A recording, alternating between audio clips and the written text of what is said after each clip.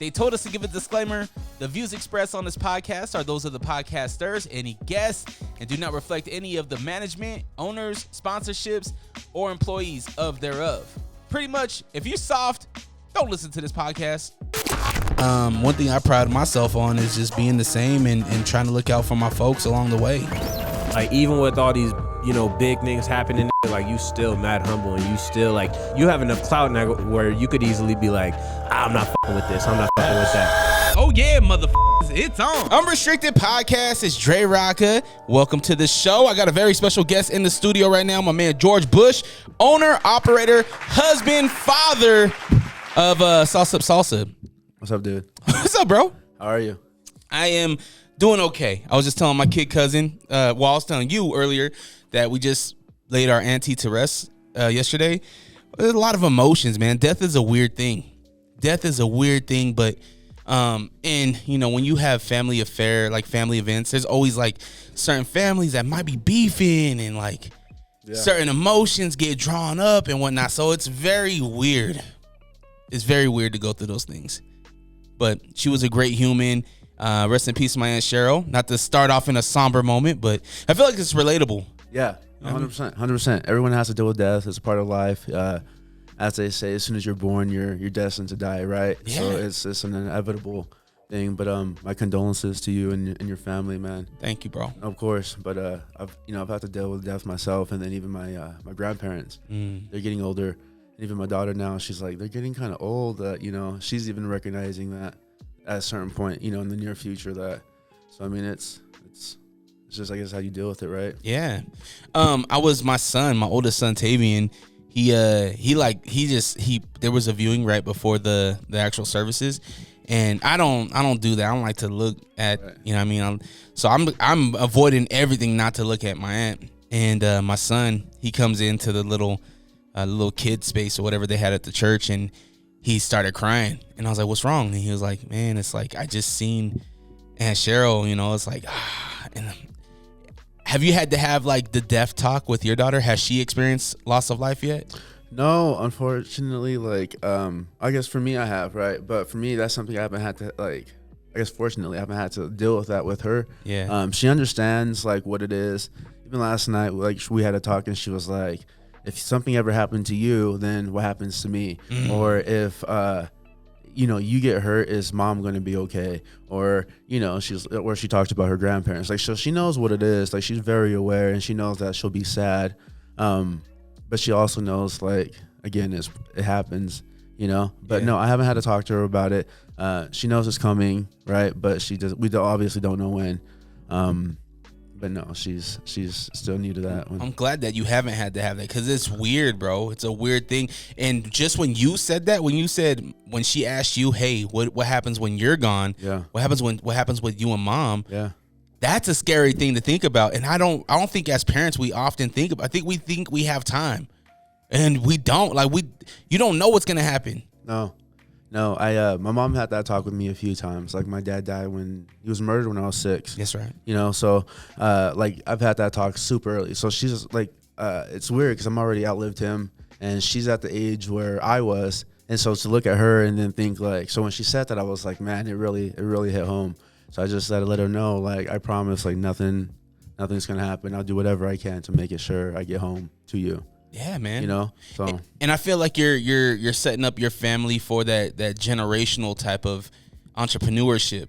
Yeah. I don't know if your family before you ever had those type of aspirations. I know your mom, going from, you guys were in a shelter for a while too, right? No, we weren't. We lived in Tuelo for a little bit. We had a house, and then we moved. She was for a minute, but I wasn't. I was never. But there was a point in time. Did your mom was she ever like an entrepreneur? She did stuff when she was a little bit younger, and then she kind of grew up into her parent life when she had us. Yeah. I guess when she had me, and then she started doing like her just normal 9-to-5 job, and then she's been doing that ever since, and now she's just kind of like taking care of herself because she doesn't really have. My pops didn't. He was an entrepreneur in the sense of he had his own cleaning business, but then that fell like after his divorce from my mom. He just ended up in this sinkhole of work, go home, work, go home, instead of creating his own business and things like that. So I look at guys like you as inspiring, because it's like you are setting up your daughter to have the mindset of, hey, you don't have to work for so-and-so or so-and-so, or, there's another opportunity for you to create outside of going and working at Verizon.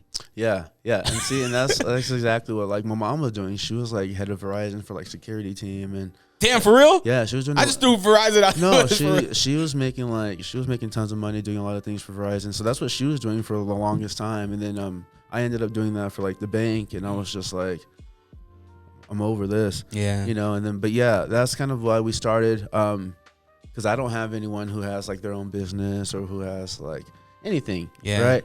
And so I was like, well, that's going to be me. Why can't I do that? I give that to my daughter, so that way when she gets to a certain age, she can choose whether to go to college and I don't have to worry about it, or she can choose to come work for us or, help us. Because she does now. She loves it. She says, when I'm older, I'm gonna do all this. And she handles the booth now. Like, we can leave her and she'll make sales. Like, she's... How old is she? 6. Wow. Yeah. We'll come back and she's like getting money. We're like, what are you doing? She's like, it's $9 for this, right? She gave me cash. She's like, cash card, Venmo. What do you got? Yeah, no change. No. She's just like, she'll take it and she's like, she'll pocket it and she's like, this is mine now, right? Because I sold it. I was like, it doesn't necessarily work that way. Yeah. But I'm like, we'll figure out logistics later, Yeah, you're on an hour. So is she on the sales commission or is she on hourly? Depends on what she's doing. It depends. No, I mean, so who's gonna say no to a little girl? Right. Who's gonna say that's the perfect marketing? Yeah. Is she dressed up does she have Sauced Up Salsa on a t-shirt or something? We have like 3 shirts for her, but she's a girly girl, so she wants to wear a dress and she wants to wear like, barrettes, and like she doesn't want to wear her dad's salsa sometimes. Yeah. But like majority of the time she's like, well, where's my dress? And I need cute shoes to go with it so I can spin, she does like. She's like, Dad, I don't want to wear your Jiu-Jitsu shirt. Right, no. She's like, I pull out the gi and she's like, come on. No, please put that away, Dad. You're embarrassing me. I'm like, it's just us here. Yeah. I think maybe like a nice apron. You know what I mean? So she can still wear her dress, but maybe a nice apron, keeping what the, kitchen feels. Right. Apron might be good. Are you guys going to do your own line of knives? I think that'll be cool. I do. I want to do a line of like a few different things, but I think our biggest like hurdle right now is just getting into our own spot, so that way I'm able to like branch out and do those types of things, try stuff out, do stuff in peace, you know. So right now everything that I want to like continue doing kind of on a pause, while we're growing, if that makes sense. Yeah, absolutely. So when you came here, I was expecting wifey to come. I had everything set up for 2. I know, and she didn't make it. No. What's up? Where's she at? What's going on? She's Jessica's the biggest MVP on the team. So like I definitely run a lot of stuff. I make everything right, but she definitely makes like all this. Yeah, you can clap up for wifey. Shout out. The backbone. Yeah, she really is. She handles all the stuff. So she makes all like the salsa. So all the salsa that you eat, like I taught her how to make. We sat down, we got it right, and so she makes it. So she drove to St. George last night. I guess in the morning. 3:30 a.m., 4 o'clock a.m. Drove up there, set up, did a market, did some deliveries on the way from Salt Lake to St. George, and then she got back late last night, and so now she deserves a break. Yeah. So she's out resting, taking care of my daughter, who's also passed out from the St. George. So that's awesome, man. That's the one thing, if I can suggest, as a friend and as somebody that wants to see this business succeed, I would love to see that journey. Like, document it. Throw out the phone. I know you mentioned it on another podcast that you were on. I forget which one, but you were talking about, hey, we started the YouTube channel. You got your jiu-jitsu up there. Yeah. But hey, show us us the grind. More. Yeah. I film all the time. Like, I have videos and stuff, but it's hard to sit down and like edit something. Yeah. It takes a time. And that's not like including emails I have to reply to, people I have to meet up with, people I've been missing because I've been busy, like getting ready for markets. So there's just a lot of hats that I have to wear to be able to like get done before I can do those videos. But I was actually just looking at like some cameras and stuff today. So hopefully and that's another thing. If we do get our own place, I can document more and do more. And you know what I mean? So that's also another hurdle. You know it, man. Being in a kitchen, like going from a small kitchen to a commercial kitchen, it made things a little easier, right? Yeah. It's just like when you get your own space, you're gonna be able to hang up your own camera and just hit record. Yes. You know what I mean? And then it'd be good. Not have to set up lights and everything, but you just hit record and boom. And be straight. That's the hardest part right now, because like since we do share, people will have stuff here or have stuff here, so it'll look good, but then I'll have them in the background, or I'll have like and I don't want to show other people's like processes. I'm like a private person when it comes to that, and then I also don't want to like put my stuff on their things. Like there's times where I'm like, well, I need to use your machine, put this on, and like I don't want to do any of that. So I think a biggest thing for me is once I get my own spot, I can set up and just go to work and finally have a location. I'm instantly thinking, are there? So I'm in an office, right? I'm in a larger building, and everybody has their own little space. Tattoo shops next door. Yeah. There's a person that does piercings, and there's a recording studio across the way. Are there office spaces like this for kitchens? Like, that's a good question. Things like that, because I'm thinking that could be lucrative. Think about how many YouTube channels that want to start something like that. Right. No. Yeah, there is. So there is. There's a few places that create like little warehouses, kind of like this, and they're destined for just cloud kitchens. Yeah. And so people will come, but even though they're smaller, they tailor still to like the bigger. They say small business, but they tailor to like bigger corporations still. So that way they can go there, make their stuff that they put in store, sauces, and then out, and then send it over. But we did find a few places. We have been looking. It's really hard right now because there's a lot of commercial kitchens, and those are already basically full. And then there's empty places like this where people are renting out, but you have to convert it yourself.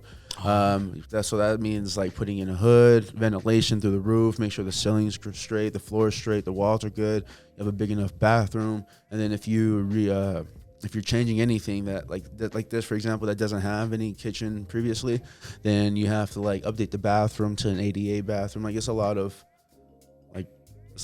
red tape. Yeah. It's a lot of little stuff that you have to like willing to do, benefits, cons, and pros of like, well, I need all this, but I need to find something in like this price range that can accommodate all this, or something that I can slowly turn into like my own. Because once I get another place, if I don't have everything I need to work right, then how am I going to be able to produce anything? Yeah, man, I think I might have to look into how, because I feel like there's an opportunity there to just build something bigger than just a commercial kitchen. Right. Like, how about if you were in a spot where you have a team that can actually film it after you get done with the process of cooking or whatever it is. Right. Like, film it and throw it on social media, on YouTube or whatever, and now you can get ad reviews. Now you can get revenue in that way. Yeah. Now you can get people to sponsor the kitchen. This month's sponsored kitchen is by whoever. You know what I mean? Out videos, yeah. And that's something we want to do. But again, like it's the space that we're currently at. Like it's not. Yeah. It's so that's like my biggest downfall right now is I can't do what I want to do because I don't have the necessary things to do it with yet. Yeah. Yeah. Yeah. Yeah. That's where it's more sweeter, right? If we all just had a rich uncle that just gave us it, right, probably wouldn't be as sweet. Right. But if we struggle for the things that we want and struggle to get to that promised land that we are like, yo, this is us. We put in the blood, sweat, and tears. Right. I'm telling you, bro, like once Sauced Up Salsa is in a place where it's already in a great place, right? But once Sauced Up Salsa is in a place where you and your wife can just sit back and be like, holy shit. Yeah. You know what I mean? Like you're in Dubai somewhere just kicking it. Yeah. That's the goal. That's what I told her. I'm like, it's gonna get to a point where we'll wake up one day and then we won't have to worry about like, why I have to go to work today. We can afford to be like, we're gonna take a week off and go on a vacation, But I told someone like, this is the grind. Like this is the dream right now, right? Yeah. Like again, yeah. If someone was just rich and was like, here's your whole, because like I'm trying, right? Yeah. So if I did have an uncle who just right out the gate was like, here's everything, I probably wouldn't have gone this far. I wouldn't have had to deal with everything I've had to deal with to get to this point, right? Yeah, it would have been pretty much just handed to me. But it's like we're up all day every night, mm-hmm. and it's worth it. But now would be the perfect time for the rich uncle to throw the lob because you've already put in that grind. Man, I'm at that point where it's like I need that Tom Brady throw where it's like prime where I can jump up and like just take it. Yeah, little help, but because I feel like you know what to do with that now. Yeah. You know where to invest it. You know what tools you need and things like that. Yeah, I know how to market it. How to market it, what I need to do to grow, what I need to do to get to the next level. But yeah, I'm just not in a position to do that to myself yet. Because we are we're self-funded, right? But yeah, so if there was someone who was like, hey, I see your potential, and there's been a few people, but it also has to be the right, right partnership. We both have to be, a team. And so there've been a few people, but I'm also smart with what I want to do. And so, but yeah, that would be nice. Little push, Just a little nudge. Little something to help a brother out. It's Black History Month. Exactly. I'm like yo, thank God you didn't come out with the MLK salsa. Right? With his face, a cartoon face with him. Have you seen these, man? There's car dealerships. We got the MLK sale on MLK Oh, I Day. did see that. I was like, come on. What are you doing? I'm like, don't do that. Did you hear about the school that gave watermelon and fried chicken? No way. For to celebrate ethnicities and to make it a Black History Month, right? They did chicken and dumplings. I'm like, what's going on? That's crazy. I don't even like watermelon. No, I'm gonna say I don't even like watermelon either. I was gonna say I don't even like watermelon. I won't even. My wife, she buys it. She loves it. I'm like, ugh, no. Now pineapple. Give me all the tropical stuff. Right. You know what I mean? Right. Dragon fruit. Right. Kiwi. Yeah, something, right? Refreshing. Yeah, I tried watermelon. My family's huge into like melons, and I tried. I really did, and I can't. I can't do it. Salt. I tried the salt thing. I tried like hot sugar. sauce. Nah. Yeah, I tried everything, and I was like, all right, guys, you can't say I didn't try. I'm good. What do you do if I had a situation with my son's school? But what do you do when the school does something like that? Like if you're at your daughter's school, it's like, hey, come here. What's your little daughter's name? Ken. Come here, Ken. Kendall? Ken. Yeah. Come here, Ken. Hey, we got fried chicken for you. We got some watermelon. At first, help yourself. To be honest, at first I would have to start asking questions. Like, I gotta ask those probing questions. I'd have been like, "Why? Are they just feeding you?" Yeah. I'm like, but then it should have got into like, no, it's a color thing, or then I would have been like, all right, me and her teacher are gonna have a Zoom meeting again, another Zoom meeting. We're gonna talk, see what that's about. Cause have you seen the new TikTok? Are you on TikTok? We're on TikTok. I'm honestly not like obsessed how like most people are because I'm too busy it's great. Trying to work. I'm trying to work. It's bad. You'll find yourself in a wormhole learning about hip hop and lyrics that you didn't even know about. Well, honestly, I don't know if it's because like I feel older, but I always feel like I don't even know how TikTok works. Like I'll go on, right, and then next thing I know, I'm stuck on a live, and I'm like, what did I do to get on this? And then I don't know how to get out, and so I'll have to call even Ken. I'll call her. She's like, Dad. Or I'll call Kendra or Jessica, and Jessica will be like, "Oh, you're on live. You gotta get off that." And I don't. Or I'll scroll through, and it's the same like 5 people, and I'm like, "How do you get like 50,000 people on yours?" And I'm like, "Oh, you get and I'm like, I get 4 of the same people on mine. I'm just, so you're liking for no reason. I don't want to like it. Yeah, I was like, ah, man. I'm like, when did I like this? Yeah, and I just. You hear Samuel Jackson got in trouble with that on Twitter. Really? He didn't know how to work Twitter. And so he was liking all these porn star stuff. He was like, some ass. Yeah. But it's public. Yeah, so he didn't know, huh? Yeah, I saw that. Let Samuel Jackson live his life. Hey, that's what I'm saying. Like, who cares? It's not your business. Let him do him. I had a situation with my son's school recently. It was actually on Friday. It was an early day. He gets out at like 1:30 or whatever, 1:15. And I pick him up, and I always ask him, like, how was school? And he's always like, the generic. It was good. I was like, what's good about it, right? And he's telling me his day. And I asked him, what was lunch? Well, what'd you do for lunch? He's like, oh, it was pizza, but I dropped mine. And I was like, oh, they give you another one, right? He's like, nah, the lunch lady said I couldn't get no more. I was like, so you went the whole rest of your day without eating? And he was like, yeah, she wouldn't give me no lunch. I was like, well, did you tell your teacher? Nah. Like, he doesn't want any problems. Like, he's 9 years old, but he avoids problems. Right. He will just, even though he knows somebody's wrong, he won't like fight to be like, Right. So he just went the whole day without eating because he didn't want to have any type of animosity or drama or anything. Nothing. Yeah. And I was like, man, like this lunch lady. So we emailed the teacher, and she was like, no, that's unacceptable. I was like, duh, we know that. Right. So what are we gonna do about this? Right. So she was like, oh, I'll handle it with the school and whatnot. But it's moments like this as a parent where it's like, there's only so much that we can do, right? Dad's not there, mom's not there. Right. We have to look at our kids and hopefully they can speak up and defend themselves. But there's a healthy balance, right? I don't want him to be the fucking kid that's always you're right, or you're wrong. My dad said, ooh. Yeah. I hated that my mom said, Yep. kid, it's cool. You're like, come on, dude. Your mom's a moron. Shut up. Just do this. Stop. Just stop. So are you. Go sit down. No, I do. I 100% feel that. Like my daughter, she feels like she's dealing with little girl drama. Like she has her clique, and then there's like other cliques that are like, and they beef. And so sometimes she'll tell us like these kids are doing this, and then we tell her, like, you got to stand up for yourself. Like we won't always be there. Like we'll be there, but we might not always be there. And so when we're not there, you gotta like, And even the other day, like you can see that it's finally starting to like get into her mind, because some girl like came out of pocket and lied on her, and she was like, what? She said, what? And she goes and she confronted the girl, and she was like, why are you lying on me? She was like, why'd you say this?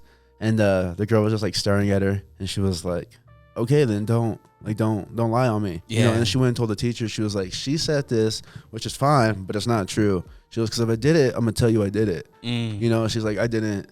She's like, my dad told me to like tell the truth and not lie, so I didn't do that. And I was like, yeah, stand up for yourself. Don't let people walk over you, regardless of who they are. Exactly. Especially as a little girl and a woman. Yes. You know what I mean? As a father, I have a little girl. She just turned 2. And so when she's in those moments too, we don't really know we're doing a good job until moments like that. Yes. I just think like it's in passing. I don't even know if she's like actually listening, but she's really smart. Like she doesn't seem 6, but like, if you talk to her, you're like, it's like a grown woman here. Like she's super smart. And so that made me proud when she said that. She was like, no one's going to be lying on me. She was like, you told me to be fierce. I'm going to be fierce, And so she like stands up for herself now. And I asked her, the same questions, how was your day? What did you learn? What was good? What was bad? Did you eat? And did you get picked on? Did you, like, what was your day like?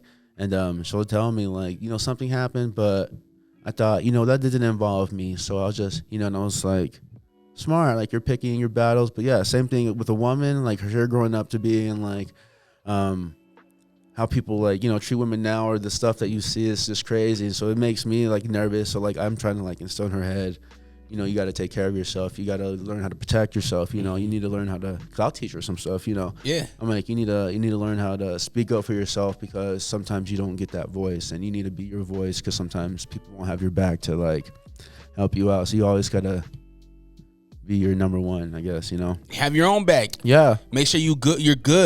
If you're good, then you can take care of other people. You can do what you need to do, which is taking me a minute to learn. Like if you focus on yourself, get yourself taken care of, then you can put yourself in a position where I can take care of like other people.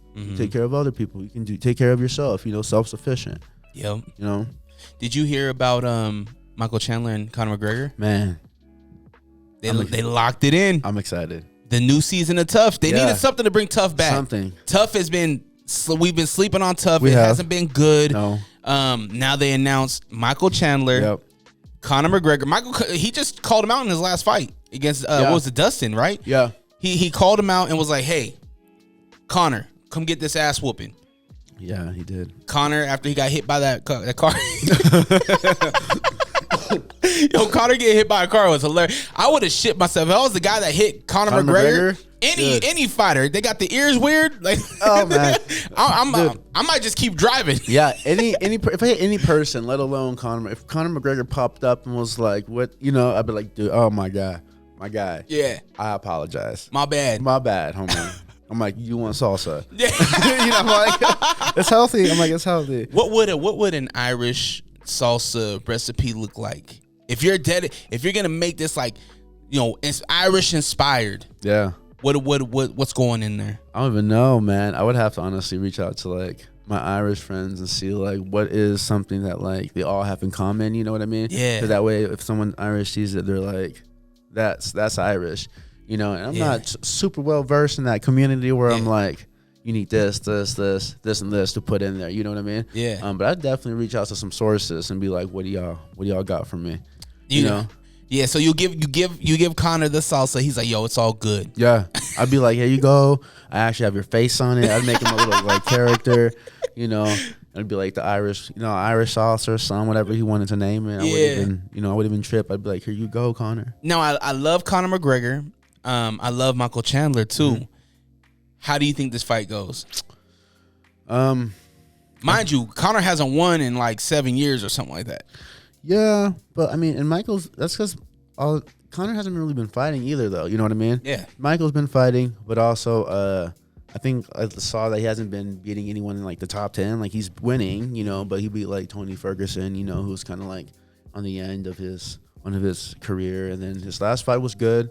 But honestly, I think they're at like a even playing field. Obviously, Conor's like his popularity, his his star power, everything is way more up here. Yeah. But I think as far as like in my head, fighting world, right now their record, like from their past wins, losing recently, I think they're even. I think it's gonna be good. I think Conor's gonna be more technical as far as like striking.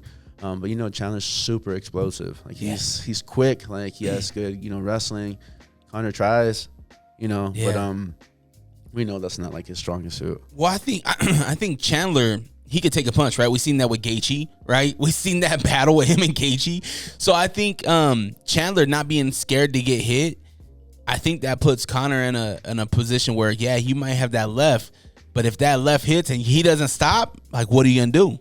Right, he's gonna have to just probably continue with the game plan and keep trying to keep throwing that left. You know what I mean? Because that's like when is his biggest asset. He's always throwing that quick. He's fast. He has like those fast fibers where he's just and you just get rocked. It just shakes you. I think it'll be good. I think if Chandler gets too explosive and tries to come in or anything, I think if Conor times it right, he could potentially because you don't need it hard. You just need it to lay right. Yeah. It doesn't necessarily have to be like crazy, like you've seen, like just barely touches and people just drop later, so I think like it'll be good. I'm excited. I think this fight might go that same route as the Eddie Alvarez fight. I think I might go that same type of route. But I got Chandler, man. I think Chandler gets it done. I don't think it goes the distance. I think it gets done, and I think Chandler chokes him out early second round. I think he gets him down. I think second round. Conor does. I don't think he has the defense to keep Chandler off of him. And I think if Chandler's smart and he doesn't want to just stand and bang, I think Chandler uses his wrestle. I agree. Gets him, chokes him out, probably rear naked. Yeah, honestly, if I was Chandler, that'd probably be my like game plan. Like I'd probably like fake like I'm going to spar for a little bit, or stand with him for a minute, and then work my way into like a clinch or a takedown or something just to get him down and tire him out. Because if you get him tired, even if he doesn't choke him out and gets him tired, he can potentially knock him out too in the second round if he holds him down long enough. Like if you get held down for 5 minutes, like it's tiring. I watched your match, your jiu-jitsu match. I think it was the most recent one. Yeah. Man, he had you for a minute. He had your ankle for a minute. He had it for a sec. I had to build up the anticipation, No, he had your ankle. No, he had it for a minute. That's your bad ankle. That's the one you broke, right? Yeah. He had my bad ankle. It was fine. Like I'm pretty good at defending, so like you can't really see, but the whole time I'm transitioning to kind of like relieve pressure. So, but there was one point where like I caught myself and I was like, oh shit. And I felt it, and I was like, no, I got it. I think that's when you see me start like transitioning like over in the video. But then I got to a position where like I was able to take his back, and then I kind of just slowly shimmied up. I have such a good like a big respect for anybody that does jiu-jitsu and competes in jiu-jitsu. Yeah, it was like poetry watching you guys do that. Like that match was good. Thanks, man. And that was the third time you guys got down, right? Third time, yeah. And now you're 1-up. No, I won. Like it's over now. So it's done. The grudge match is over. Grudge match is over. Okay. That chapter's closed. Yeah. First time he laid on me. I was really new to like fighting anything, and he even told me, he was like, you were too good. He was like, I had to just like smush you and like smother you. There's no other way I could win. And the second time I won, so we're 1-1. And then I wasn't even doing anything. Like I was like replying to an email, and he like called me, and he was like, I want to fight. And I was like, who do you want to fight? He was like, you. Like let's go. And I was like, oh. I was like, set it up, like whatever, I'm always down. Set it up. That's a weird call out. Yeah. Like you just call me out on a Tuesday afternoon. Yeah, I think it was. Honestly. And I was just like, like handling invoices. And I was like, what? I was like, hello. He's like, yeah, hey, PGI is coming. And I'm like, yeah. He's like, I want to fight. And I was like, okay. I'm like who? He goes, no, you. Like our grudge match. And I was like, oh, you want to. And it was like a month before, and I honestly like I wasn't even training. Like I was barely coming back like that week before because like from my hand breaking, COVID, the business, like I just didn't have time. Yeah. So it was like 3 years before that where like my last competition, and so I even told my coaches, and everyone was like, I wouldn't do that. Yeah. And I was like, you wouldn't do that because you're not ready. Yeah. I was like, I stay ready. I don't look like it. I promise you, I stay ready. You know what I mean? Yeah. And they were like, but you're never here. I was like, that doesn't mean I'm always working on my craft, regardless on if I'm here or not, right? And whether that be stretching, just hiking, just keeping up cardio, like, and up until that point, I think for that month before, Jessica and I were walking almost every day, so that helped me like cardio wise. So I was just like, if that's straight, then I can do whatever else. And yeah, so I told him like, I'll do it, let's do it. And then time came, and he didn't show up to weigh-ins, like, so I thought like maybe he wasn't even going to show up for a little bit, and I was just like, man. But yeah, so we went out there, and it was quick. It was only like 3 minutes. Yeah. 3 out of the 8 minutes. But you guys broke for one, right? Like, you guys had a break, didn't you? No. It was just one and done? One and done. Oh. Yeah. So that's how like a super match goes. You'll have like 8 to 10 minutes mostly. You try to get it done in that time frame, and then depending on what promotion you're at, you'll do like EBI rounds, and that's either like you try to get out an arm bar as fast as you can, or you try to get submitted as fast, and then the same with like a rear naked choke. Luckily, like we decided that like, if it went past that time frame, it would just go to the judges, but I wasn't gonna let it go to the judges. Why does jiu-jitsu start on the feet? I was always interested in that, because there's a time where you guys are kind of touching each other, pause, and then so I forget who went for like an ankle or something. I did. But why not just start on the ground? Well, because there's also part of like there's judo with it, there's wrestling, you know. So like when we're sparring, right, or rolling in class, there's usually a lot of people around. And so we'll start on our knees. It's my gist of it, right? You'll start on your knees because there's a lot of people. And when you're standing up, you have potential to crash into the wall and to other people. Like I can't even tell you how many times I've heard other people just like standing on my feet trying to like take another big dude down. Yeah. You know what I mean? Like, and so like when competition comes, like it's full grappling. So it'll be wrestling, judo, clenching, like, so to me that's like a little bit, you know, Muay Thai even in there, because you have like some stuff you can even like incorporate, right? There's like trips you can do, like there's a lot that include in stand-up. But then yeah, when you get to the floor, it's straight like jiu-jitsu. Wrestling for me, I like to wrestle when I'm down there.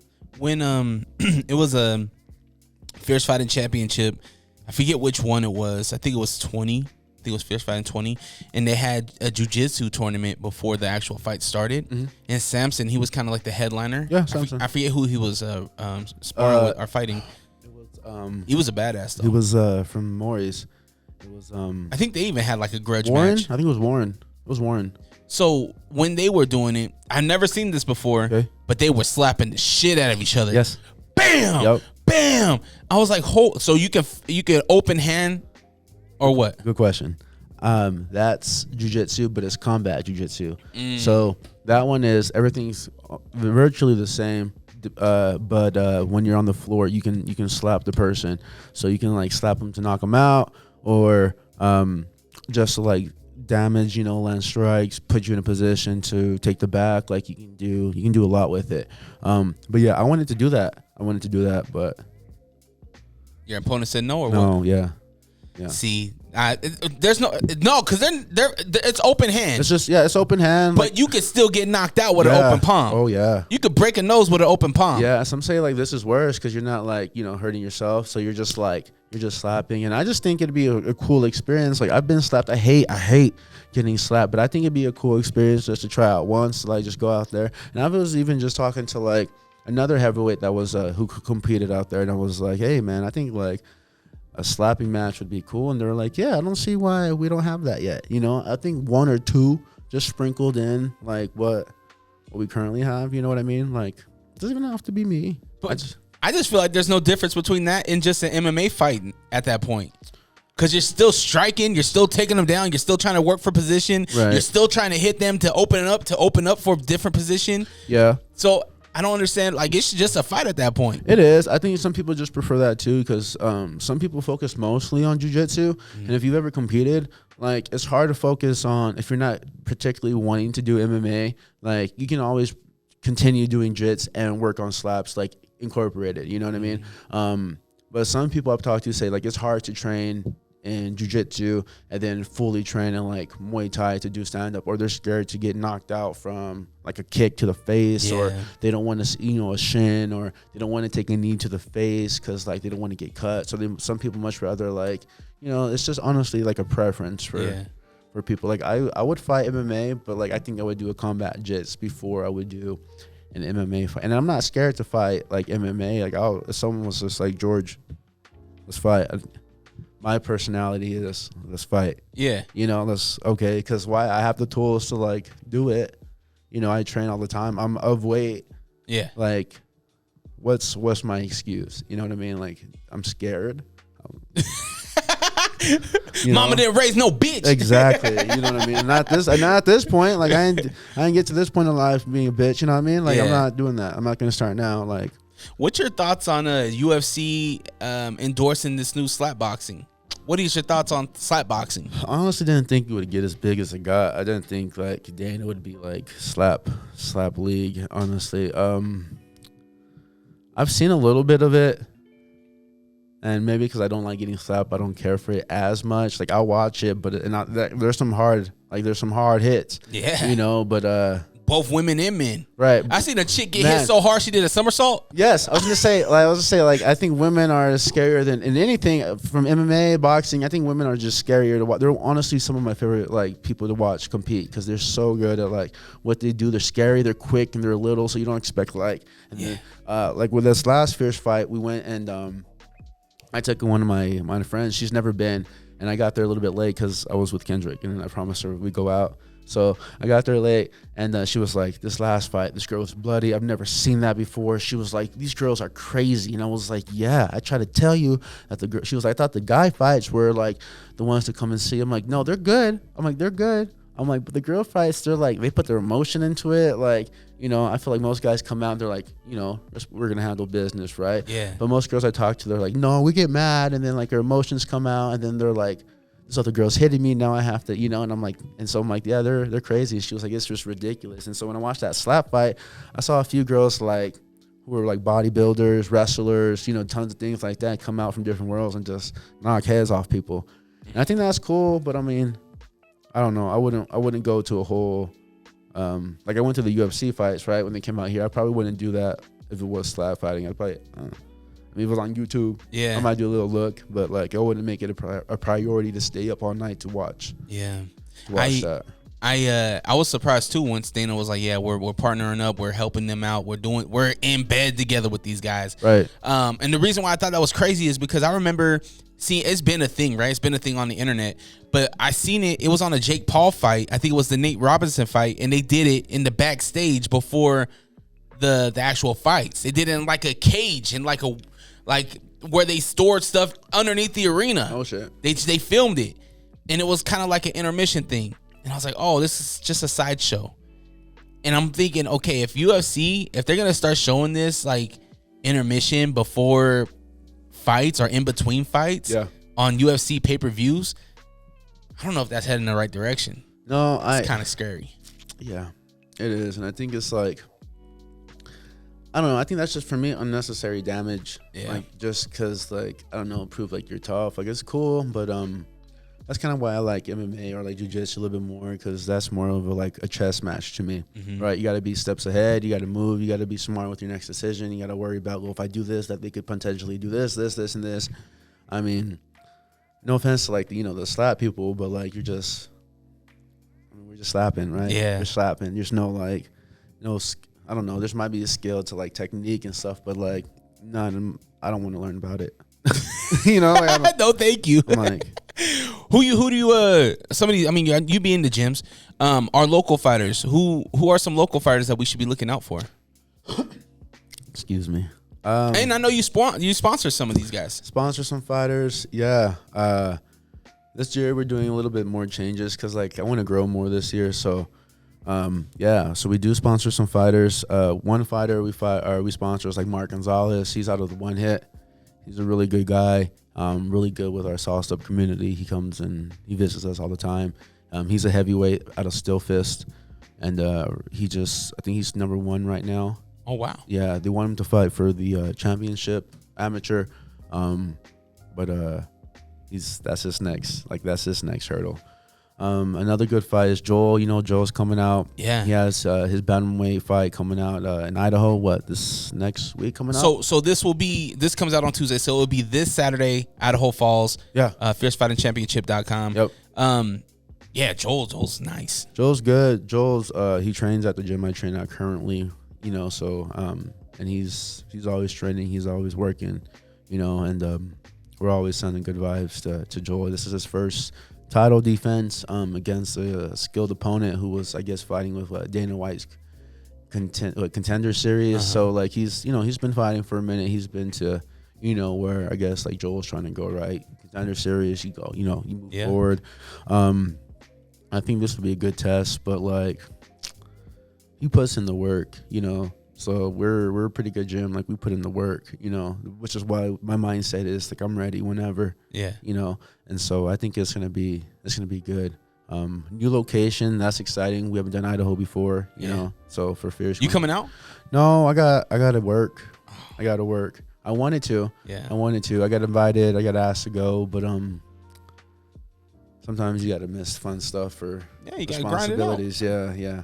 But I'm gonna check out April for sure, and then the other ones that they're having out. Is there ever a time, and I'm stupid when it comes to this stuff, I know Still Fist is one of the big promotions here, and so is Fierce Fighting Championship. Is there ever a time where they're gonna do like an undisputed? Because both have champions, right? Right. Are they ever gonna do like a undisputed, like a Bellator UFC type thing where like? I don't know. Well, I think about like boxing, right? WBC and like Amanda Serrano. She just became the undisputed women's champion for like the first Puerto Rican women's champion, right? Undisputed, exciting. Meaning there's nobody that can dispute. She is the pound for pound greatest in that sport in that weight. Yeah. I think that I've thought about that. I think it would be a cool like little cross promotion where like they both. I think it'd be something that they should at least talk about. Because when you said homeboy the heavyweight, you said he's the champion. But like right now the heavyweight over at Fierce is Kent. Right, they're good friends. Like we all know each other, right? Like it's a small like little place, so we all know each other. You know what I mean? And we're all like homies, but it's like. And they're all different promotions, so it's not like really like any animosity, right, or anything like. But everyone knows like there's a certain point where like if they end up in the same, like even if it's jiu-jitsu, wherever, that there's a potential where you can like fight a teammate or a homie that or a friend. But we both know like when you go in there, like you're there for the art to see who's best. Like it's just it's kind of like when Gilbert Burns fought Usman. Like they go in there, they train at the same place. There just happens to be two of the best guys at that time. They went and they fought it out, and then right after they went back to like barbecuing and families hanging out. You know what I mean? Yeah. Like it's. I think it'd be cool to see. I do think like they're different vibes, like Still Fist and Fierce. I think when you go to both, they're just if you've been to both, they're different vibes. Yeah. I love both. For different reasons. Like they're fun to watch. I think Still Fist was my first ever MMA fights I've ever been to here in Utah. Really? Yeah. I think. How long have you been involved in the MMA community? Like 7 years now. Oh, okay. Like 7. So back in the day. 7 years, yeah. 2009, 2000. No, I was in like 2007 even. Ultimate Combat. Yeah. They had the Ultimate Combat Experience. Had a TV show on Comcast. Yeah. Mike Stenham was hosting it. He was the guy at the gym and whatnot. They had a cage inside Club Elevate. Now it's Soundwell now. They had a cage inside the club, and these guys would show up Saturday nights, duke it out in the club. Really? Yeah, bro. Really? Josh, I remember we were shooting. This was when Berkman first. He was on Ultimate Fighter. He just wrapped up that season. Yeah. And my brother and Berkman, they went to college together. Oh, okay. And Berkman, he's a Cottonwood alum, so we were kind of like Colt brothers, right? We were filming an A&E pilot for a Josh Berkman show. Okay. And so he came over and we were filming through the club. I'm like 16, 17, holding a boom mic in the 21 and up club. Like, yo, here, see you guys get punched in the face. Dudes getting off of work, still have their like gym shorts on and fighting in this place, right? Right. Like it's crazy to see where Utah MMA has gotten at this point now. Yeah. Because we were literally in a nightclub, and then Jeremy Horn, he had a really good run with Jeremy Horn's Elite Fight Night, Davis County. We did it there, and then to see where it's at now at the complex and at the Maverick Center, and it just keeps growing, and I love where it's at right now. And these athletes are crazy right now to see their technique. And the ladies, the one that you talked about, the last fight where they're all bloody. Yeah, the chick that was all bloody was the one that won, but she was getting her ass whooped at first, and she flipped it up like. Yeah. I don't know. It's just poetry, man. And this whole story needs to be documented. I don't know who needs to do it, but Utah MMA has a story. It needs to be told. And it needs to be told. We need to hear about Sharp's story, right? Like legends like this. I 100% agree with that. Like, there's so much history. There's so many people. There's so many different stories that people can like relate to.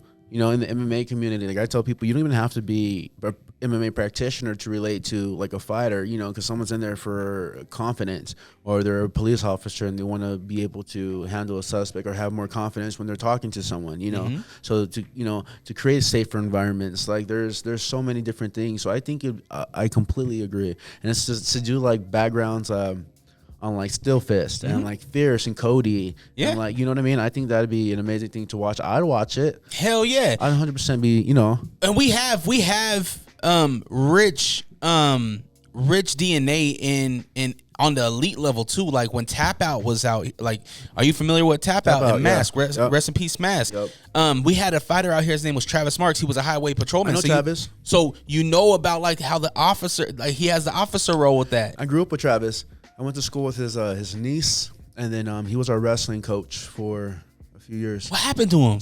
He just like he was on the road. He was supposed to be that guy. Yeah, when I knew MMA, I knew Travis, and I even like I even tried to like reach out just to see, and I haven't even asked like his niece, and I guess he's just like doing his own thing now. I haven't talked to him like face to face in years.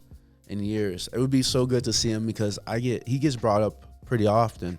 Like before I even started training anything, I would see him. You know, they would talk about him on the news. It was him on TV. It was him like he was gonna be the next guy. He's that guy. Yeah, and then slowly he just like. Then when I started getting to the community, he just I'm not sure what happened. I think it was something personal with him, but We've had these though. We've had these lights, these beams of lights. You know what I mean? What's his name? Is it DeMarcus? Not DeMarcus.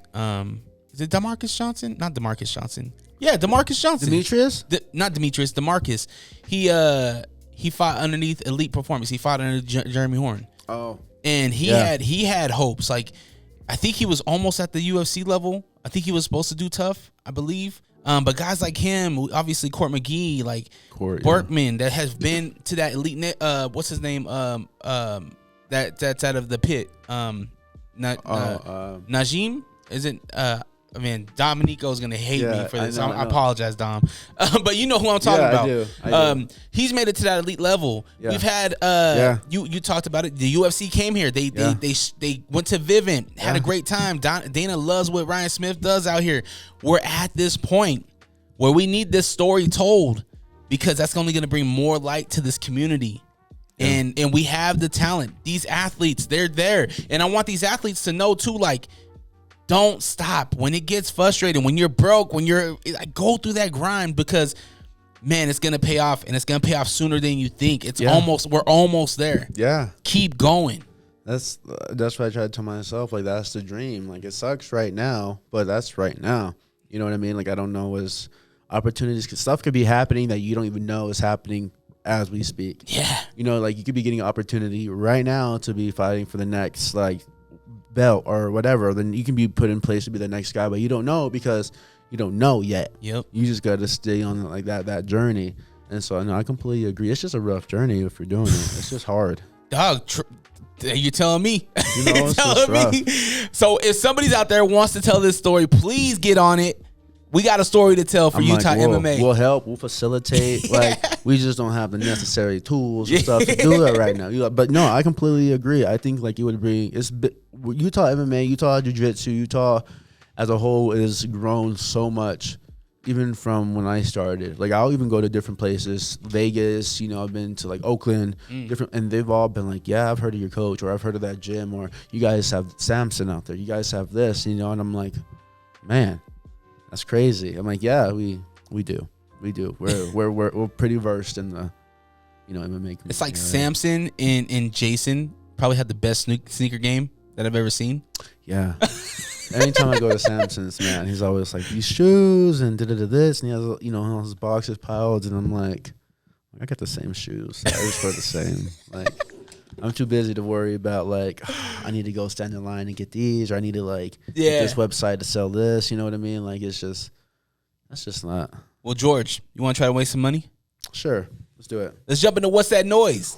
Hey, Alexa, can you show me a new barber? Don't worry, I got you. Boogie Down Barbershop in Taylorsville is now open.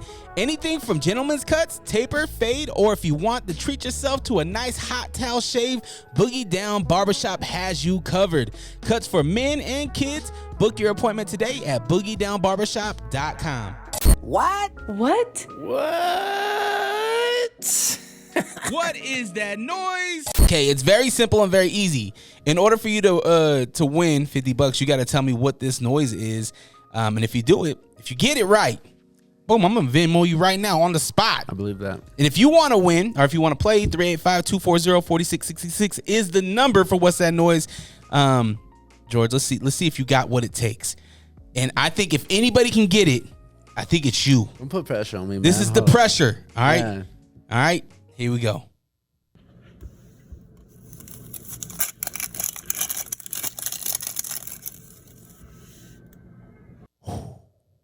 I will give you another chance. I'll play it another time. So maybe ponder. Think about it. Let it simmer. I'm thinking. 385-240-4666 is the number for What's That Noise.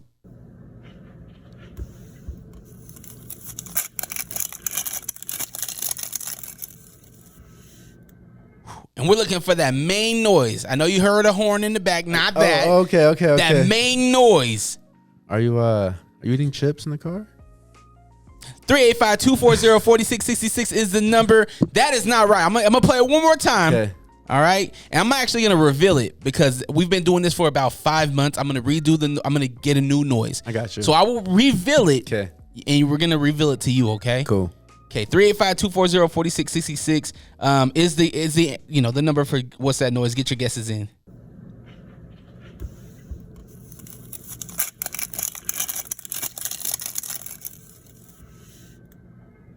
One more chance, Mr. George Bush. Man, you outside too. Sauced Up Salsa's very own. If anybody's gonna get this, it is you. Bro. Are you popping off these? Yeah, we can open them. No. I was saying, it just sounds like you're opening something, man. Okay, so I'm gonna reveal this, but make sure you still get your guesses in. I want to see if anybody was close, because right now nobody has been close.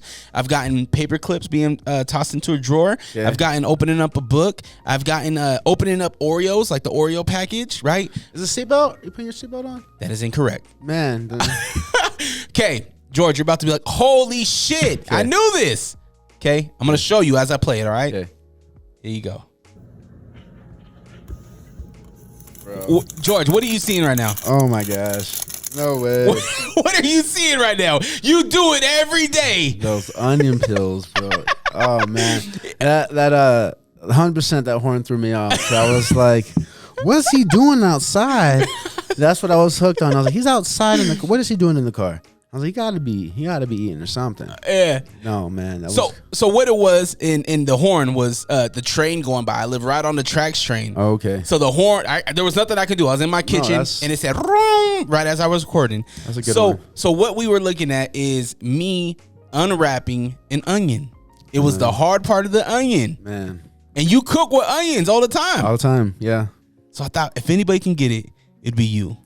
That's a crunchy exterior onion. Hey, Dre, would you calm down for a moment and just let me talk? Just at this point, you're just rambling, all right? What's up, everybody? I go by the name of Will Wonder, and I have a podcast called The Will Wonder Pod. I know, super original name, but I promise you'll love it. We talk sports, we talk music, and generally have some really interesting interviews with people that are doing some really cool things.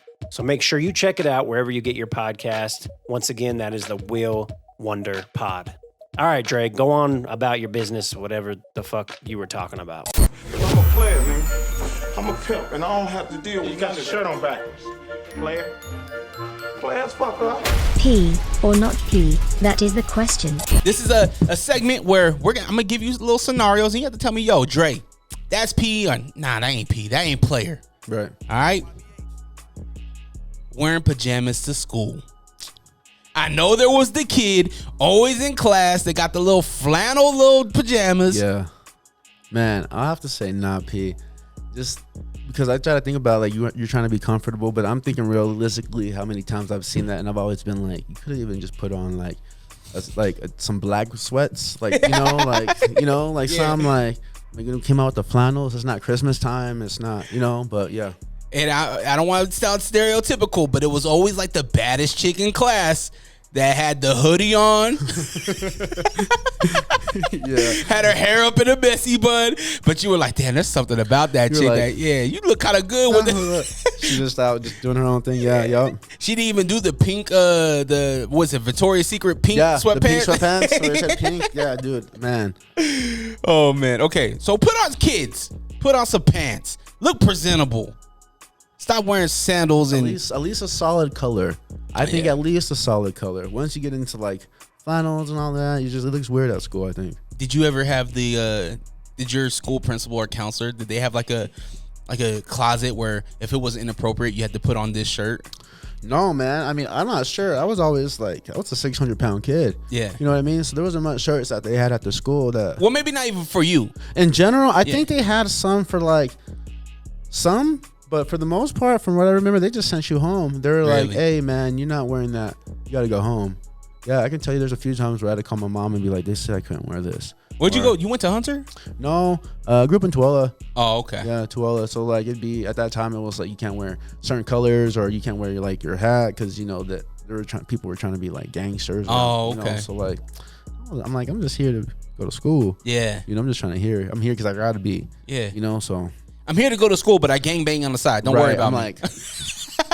I'm like, let me be, let me get my education at least. Yeah, right? thanks.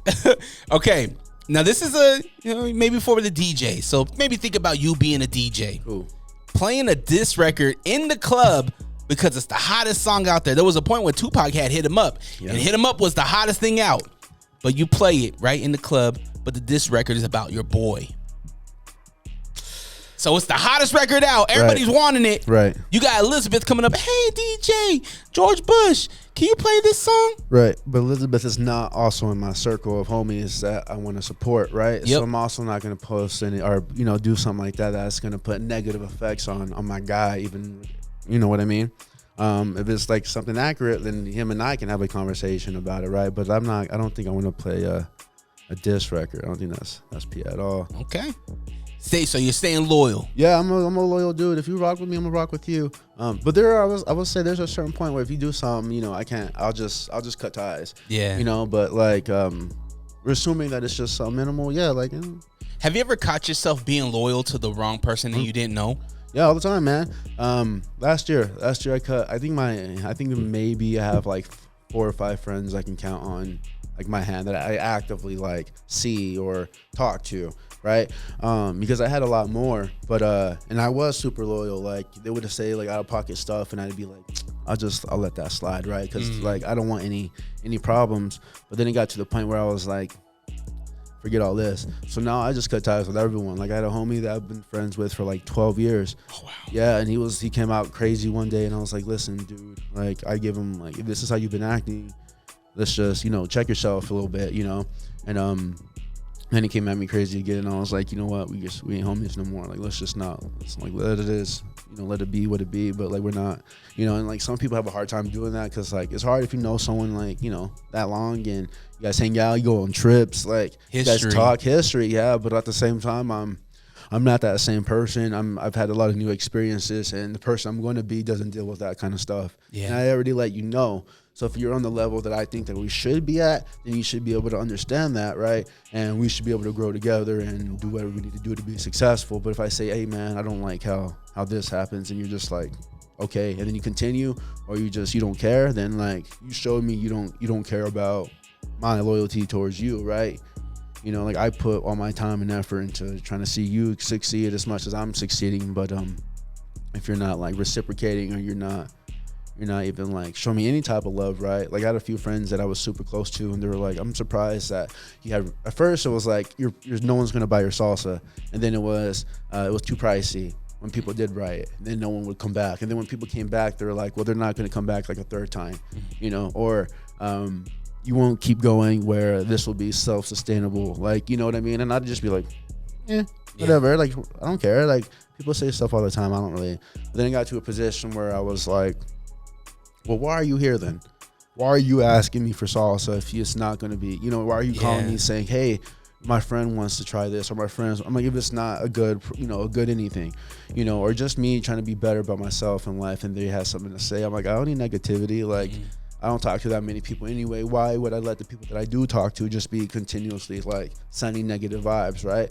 Like, if I was just negative to you all the time, you know, if you posted and I was like, or I was just like, you wouldn't, you know what I mean? Like, it's just, the worst is when they're passive aggressive. Yes, I hate that, man. Like, if you have a suggestion on how I can be better, great. If you got solutions on how I can be better, great. Yes, but don't be passive aggressive about shit. Yeah. Like, don't do these little jabs, because, you know, kind of going back to what we're talking about, being loyal. Yeah. That's where it's like, oh, man, I had plenty of chances to jump ship, and people have warned me about these, and now it's happening to me, and it's like, I get it now. Yep, 100%. And that sucks. It does, because you're like, man, I could have, you know, but you also have to learn to grow so you can recognize those signs for next time. Yep. Right. So, and I just be quiet. I just slowly drifted like Homer Simpson. Fade away, huh? Yeah. Hey, I've done about 3 or 4 of those just since November. Yeah. You know, that haven't even, they've even hit me up like, hey, I haven't talked to you in a minute. You know, I'm just like, you know. I think that's the best way, man. People don't need to be in your life that do that to themselves. No. All right, let's go over to okay. You're in somebody's car. Okay. I had this happen to me recently. Okay. Putting black ice car scent in your car. Is black ice pee or not pee? Bro, I like black ice. I do too. I like black ice. I had somebody comment on my seat, on the smell of my car. And they're like, man, your car smells weird. It's black ice, man. So I think you're weird if you don't use black ice. Like I did the same thing, but they had like new car smell or something. It was something that wasn't black ice, and I was like, yo, what's this in your car? And they're like, yo, this is the tree I get. And I was like, you don't get the 3-pack at least with the black ice? Yeah, you can just rotate. And they're like, nah, we don't like that, you know, that smell. And I was just like, that's crazy, because that's the only one I mess with. So here's mine. I do Cinnaberry. Okay. Cinnaberry is hard to find. Okay. Now you got to get that on Amazon. You can't just find it in the grocery store. Okay. So Cinnaberry, black ice, and I go classic leather. Leather? I do. I got leather seats in my car, so that makes sense. they hop in. They're like, damn, it smells new. I'm like, yeah. I can't really do new car smell. No, I tried once, and I was just like, I don't smell anything. I was like, so I don't know if it was like defective, or ever since then I was just like, I'm gonna just stick to. So I do that one, and occasionally, I'll do the leather sometimes. I think those are mostly like there's that yellow one too. Yeah, the vanilla. The vanilla. Yeah, I've done that one a few times too. Yeah, I've done that one a few times. So put black ice in your car. It's pee. Yep. All right. Pee. All right. Cutting the crust off bread. You get the peanut butter and jelly sandwich, and they're like, I don't like the crust. You have to cut it out.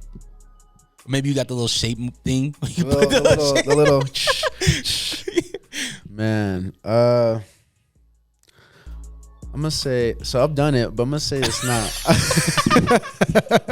I'm gonna say it's not, P, man. Right now with food prices rising and stuff happening, you want to eat everything you possibly can. I'm not trying to waste nothing right now. You know what I mean? Like stuff that cost me $50 to go get bread and some eggs is like $175.87 right now. You know what? It's so bad. I'm starting off with the heel of the bread. Man, Sometimes you pass by the hill. Pass by and nope. Give me the hill. The hill. We're gonna doctor it. We're gonna figure it out. You know, I'll even cut that in half sometimes. I'm like, I'm gonna make it work. But no, the way like stuff is right now, I'm not. We're gonna eat everything. No wasting no bread. No wasting food. It's not P. Even though George has done it. I've done it. Back when, everything was a little bit different. Okay, not giving your guests a heads up that the food is spicy. Now you give people the salsa, right? But you give it to them and you're like, nah, it could be spicy then, but you don't give them a heads up. Do you give people a heads up on spicy food? No. Damn. If you come in to eat at my house, and I'm the sauce guy, you better know that like you expect spice when I cook. Right, like a little something. It doesn't have to be necessarily like burn your face off, but there's going to be a little spice in there if I cook. Okay, you know what I mean. And so, I would like a little heads up. I guess it also depends because I do have some like light skinned friends who don't necessarily like spicy. Yeah, who prefer like original, for example, who doesn't have any spice. So I would I'd let them know. I'd be like, hey. A little bit spicier than most. I added black pepper, like here's some water, but I also offer water too. So it's like if it's spicy, you got a beverage to like counteract. You know what I mean? I dig it. I don't just give you spice and then let you heat up. Now I had this conversation with my wife, and I thought this was very disrespectful, but we're gonna settle it here for P or not P. Okay. Putting ketchup on steak, not P. No. Thank you. No, don't do that. The wife gets mad at me when she's like, I want ketchup. I'm like, no. For what? Why? Stop it. No. I would never do that. Disrespectful, right? You messed the whole steak up. Not even A1. Like, no, she's I would like, say A1's okay. Yeah. I think that's even like a ketchup mixture, right? Yeah. Like, no, I would never eat ketchup with a steak. Yeah, the disrespect. Yeah, that's crazy. Only thing I'm eating ketchup with is my fries. Yeah, she's wild. Even that. She's wild, man. You gotta be careful. Don't make her mad. We've been together 10 years, so something's working. Okay, not showering before a fight. You fighting the stinky guy. No, bro, shower. That's nasty. You gotta shower. Have you ever fought a stinky guy? Yeah. Ooh. I've competed against stinky guys, and you remember them. You remember who asshole. Nasty. You remember who they are. You remember what they look like. You remember what they dress up in. All that. What gender stink. And you're like, dude, like, cause we're on each other. Like, like I smell you. Like, after this, I'm gonna go train. I took a shower before, so that way I was straight for when I go, and then I'll take a shower after. Like, it's an extra step, but you wouldn't like if my big old self came sweaty, stinky, and I'm like, come here. And your face is everywhere. Your head's between the cheeks, in between the thighs, everywhere. Everywhere. So like, if I'm stinking, you're gonna smell, and I don't think that's like common courtesy, right? Yeah. But are you trying to be respectful to your opponent though? I want to be respectful to myself. If I can smell me too, like I'm not trying to walk around period stinking, man. Like if I smell and I don't know, if I stink, I want someone to be like, yo, you stink a little bit. I need you to go and like situate yourself. I appreciate that versus like me stinking and people letting me know. And I get like we're fighting. I get like we're sweating. I get like we're doing all that. But there's times like I'll go and I'll leave drenched in sweat and I still smell like I just got out of the dryer. You know what I mean? Yeah. So like that's just bad. What is it? Bad hygiene if you're stinking. You know what I mean? Like take a bath. Don't stink, man. Don't it's not stink. pink. Please don't stink. I might even just tap out if I'm underneath the airboat. I've had someone like go and like put their chest on my face to like switch positions, and I've been like, we're good. Next, I'm like next. Like it's cool. I'm not scared like of onions. Okay. Okay. All right. Just got to make sure the cameras were good. Okay. Spaghetti with squash. They do the little fork and they make spaghetti noodles with little squash noodles. Man, I'll say P. I guess it's healthy. I've never tried it. It looked good though. So I mean, if you do it right, I don't see why not. You know what I mean? I haven't had it. I haven't had the squash noodles. Same. I've seen it. Yeah, it looks cool. Yeah, but I'm like, damn, if you're gonna eat spaghetti, do spaghetti. Yeah. It's just like trying to do the healthy cauliflower pizza. Like, why not just do the pizza, man? Well, when you work with food, like you kind of have a different mindset on food because like you deal with so many people, so you hear about all these allergies and you hear about like all these things that like people deal with. So like when I get asked about food, I'm like, because like now I'm in it, right? Yeah. And so like someone might be cool eating spaghetti, but like this person probably can't have spaghetti like in their system, but they still want something like spaghetti-esque, right? That's true. So they have to like eat that. Like some people can't eat red meat, so I can't have a burger. So some people go to like that Impossible Burger. Maybe they don't want the Impossible Burger. Yeah. Or their body's making them eat that Impossible Burger. You know, so I don't necessarily like. Yeah, that's true. You know what I mean? It's kind of like me with dairy. I can't do dairy. Right. You know, but I'm sure if you see ice cream, you're like, dang, I would like to have a little bit of that ice cream. And I do. Yeah, right. And I'd be on the toilet. Right. No, and It'd you're be hurt, over. and you're like, oh, man, why'd I do to that? Yeah, I see what I mean. And so like, and there's some people who are a little bit better about like, no, that's gonna mess me up. I'm not gonna do that. Like, there's weed in there, or there's this, and so like, I get it. Yeah. Okay. So it's P, man. If you have to, we get it. Okay. Not shaking hands after the match. Man, that's not gangsta at all. Don't shake hands, man. If you lose, you lose. Come in ready for like, I've lost, you know what I mean? Like I mentioned, I've lost that first one, and I never once, and I was mad. Like, I'm like, you just laid on me with your fat ass. But never once have I been like, no, I'm not gonna shake your hand. I appreciate you coming out, because I've shown up and people are like, oh, I'm not gonna fight.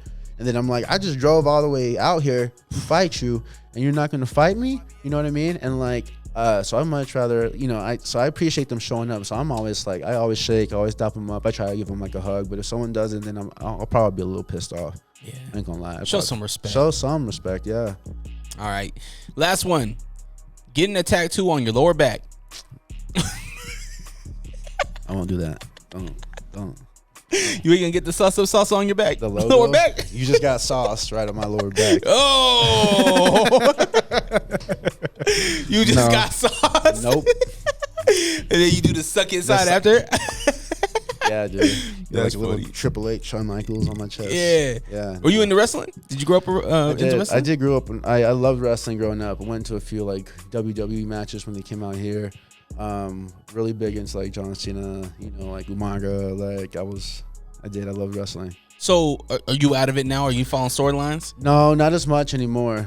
I've been, the only sport that I truly like follow now is like the UFC. Yeah. You know. Well, I fell out. So the end of my era. So I grew up in the right before the Attitude Era, and then going into the Attitude Era, and I fell out like when Lesnar came around. Yeah. Like that 2003-ish time. So I think that's around the time Cena came out and whatnot. Yeah. I fell out. It wasn't my guys were heading out and whatnot. So I haven't watched it in a very long time. But then my son will just randomly watch YouTube videos, and I'll show him like Undertaker. I'll show him like the Hell in a Cell match with Mankind. Yeah. Show him the classics, right? Show him the Eddie Guerrero coming out with the lowrider. Showing him the ninth wonder of the world, China, the bazooka, right? Showing him all these different things, and then we just transitioned into looking at Friday Night SmackDown one night, and I'm like, yo, like Roman Reigns is nice. This dude is dope. And then this dude Ricochet, this new guy named Ricochet that's out here, he's doing double backflips, and it's the same dude. I don't know if you've seen the clip, but we watched the Royal Rumble this year. Yeah. Logan Paul's in it now. Yes. And they jumped off the side, together? Yeah, did you see that? I did see that. Yeah. The crazy, I get in chills right now. The craziest thing I've ever seen. And now I'm like, wrestling's back. It is. The storylines are great. It's back. It is. I think when I feel like for me, when Lesnar came back from the UFC is kind of when I stopped like watching it. But from what I see, like it's back now with a vengeance. Everyone that I like talk to, I know, are going to like WWE matches here in Vegas, here in Utah. Like they'll transition back and forth. Everyone's watching. People are posting. Like it's since Rondo got on there too. Like people are, it's like it grew, and like. I've honestly been looking at like old clips and stuff too, looking at like Vince McMahon and old like Stone Cold Steve Austin matches and stuff when he's like cracking beers. I was just talking about him yesterday, and Eddie, I miss Eddie. Yeah, Viva la raza, rest in peace Eddie. He would come out and do the little shimmy and do his thing and the frog splash and all that. RVD, like RVD, I saw that live. That was cool. I've been to a few. I do miss it. Check it out, man. I think I will. Give it a chance. Yeah, I mean, maybe I will. I know like Cause I see like John's getting older, like like Triple H is old now, like all those like Ric Flair's older, like everyone's super old. So like, but Roman Reigns, a few of those guys, I'm still like I know, so like his daughter's in it too, Ric Flair. I saw Charlotte Flair, I think. Yeah, she's good. She's dope. She's good. I think The Rock's daughter is doing it too. I think it's his cousin or niece. You know that bloodline, that lineage, man. With Rikishi's boys, the Usos, and then like it's cool too because these guys they got blessed with these guys as a finishing move. So like Kevin Owens, he does the stunner. He also does the frog splash. Like they've gotten blessed to what's his name, Solo. He's part of the bloodline with Roman Reigns and stuff. He does Umaga's it was Samoan Spike. Yeah, Samoan Spike. He does that. Really? So he got blessed with it. So and cool. all these guys, they have history. They have a rich history with the old guys, and they throw love to the old guys. This year's Royal Rumble was really good. The women's Royal Rumble was really good. The women athletes now are man, no disrespect to the divas that did it before. Like Trish Stratus and them. Yeah. They were very sexualized, right? Yes. They had the bikini contest. Right? Remember Aunt May came out, right? Match, the puppies, right? Yeah. It's very sexualized. Yes. Now, no, they're badass. Like they're bad. Not to say China wasn't a badass, and like she's the one. She was the forefront, right? Right. Jacqueline, forefront. Terry, forefront. Jacqueline, Right. Now these ladies, man, they're doing things that the ladies before them maybe didn't get the opportunity to, and now the stories that are being written are really good. Bianca Blair, I believe it's Bianca Blair, super dope. She's the Raw's Women's Champion. This other lady, Rhea Ripley, she is dope. She's kind of like this generation's China. Okay. Yeah, just like Ninth Wonder, like super dope, man. Because China, when she came out, China was like, whew. Well, she held her own against the guys, right? Yeah, she was just like, she was fierce. Like there's like she came out just wrecking people. Yeah. She was strong. Like I remember watching her and be like, man, this girl is crazy. Like this woman is something else. Give it a chance. I mean, let me know what you think about it. I will. I'll update you. Okay. I'll update you. All right, man. Let's jump into the yearbook. Hey, yo, you're probably listening to the Unrestricted Podcast with DreRawka. We are? No, they are. Yeah. Oh, right. Oh, wow. And I'm the real Ruby. You can catch me and Fonzie and Funk. G-Daddy Funk on Lake Talk 801 Podcast. Yeah, but I think you have to come in more smoother, more funnier. Like, yeah, they could catch us on the Lake Talk 801 podcast. Yeah, y'all can catch us on Lake Talk 801. Yeah, and be like, and yeah, man, hey, and they could catch people like me, the real Ruby, and people like you, Fonzie, and people like him, G-Daddy Funk, wow, on that's the a Lake lot Talk of people. 801. Who cares? What did he say? Huh? I didn't hear him. I don't know, but this probably should be the ad. Are these on? Catch a new episode every Monday on all streaming platforms. The Lake Talk 801. Tune in now. And all the kids are treating me very nice. It's great. Gee, I can't wait till I go to hikes. Well, Don't you say that. Don't you ever say that. So just like we did back in the day, right? We flip to the end of the yearbook, and there's always the different categories for best of or most likely to. Yeah. So I'm gonna read off some of them off to you. Okay. And you have to fill in the blank. Okay. It could be people we know, people we don't know, celebrities, dead or alive. It don't matter. Okay. Okay. All right. Most likely to join a band. Oh, that's easy. I have a friend named Brew. She's a band person.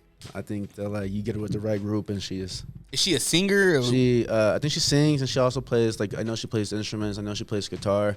She's been in a few bands like already. Okay. So when I think of bands, like she's really like well versed in that world. She's really Brew, yeah. like Brew. grab me a brew. Yeah. Her name Okay. is Brew. She's this Mexican chick. She's cool. I train with her too. She does like women's Muay Thai and stuff like that. She's real fit. Dope. She's a cool person. But yeah, she's the first person who I think of. Brew coming to a band near you. Yeah. Okay. Best personality. Oh man. I'm gonna say Kendrick. Yeah. So Ken, she just makes you laugh, huh? Man, if you talk to her for like 5 minutes and you're like, this kid is something else. Yeah. Talk to Ken and you'll see. You'll be like, okay, she's fun. That's dope. Okay. Most likely to fight in the cage. There's a few guys, obviously, right? I'll say Joel, because Joel's coming up, right? Shout out Joel. February 11th. 11th, yeah. Putting that title on the line. Title, yeah, that's exciting. Yeah, man. I'd be nervous. I'd be nervous, but excited to work. You know what I mean? It's always like fun to get in there and do anything to showcase skills. Love it. All right. Best teammate to roll with. It's a good question. I say probably Mo. I want to say Samson but Samson is super like we're different weights, right? Yeah. So it's like I feel harder if I like But Mo's a little thicker too. He's a small not small, but he's like husky. Like he's like a husky guy, so he's solid. And so we have some pretty good rolls. Okay. Mo. Shout out Mo. Most likely to start a podcast. Man, Dalton. Probably start another podcast. Another one. I guess he's trying another one for Shout out to Dalton. He just moved. I don't know if I'm supposed to say this, but he just moved to Eagle Mountain. Yeah. And we had to drive past Eagle Mountain to go to services yesterday. Yeah. And I was like, holy smokes, like this is blowing up out here. Yeah, Eagle Mountain's like it's growing. Like we go out there to deliver sometimes, and I'm like, this is big. It's big out here. Eagle Mountain got some money. Mm-hmm. All right. Best dressed. I'll probably say Samson. He's always on that Lululemon. Yeah. You know that Lululemon drip. So you got a bald head. Yeah. But you don't want to fuck with him. All right. No. Most impactful. Can I say myself? Yeah. Myself. You can use yourself once. Okay. I feel like myself. All right. Most likely to get $1 million. Just playing. That wasn't in there. But Jessica. Oh, I see what you did there. Yeah, okay. Your wife. Yeah. I'm like. All right. Most likely to open a restaurant. I have a friend named Eric, and Eric actually I just met up with him at the last Fierce, and he's actually going to school right now for culinary arts, trying to get his stuff right so he can set up his own. So Eric, dope. Yeah. Well, Eric, go get that. Eric Perkins, shout out, man.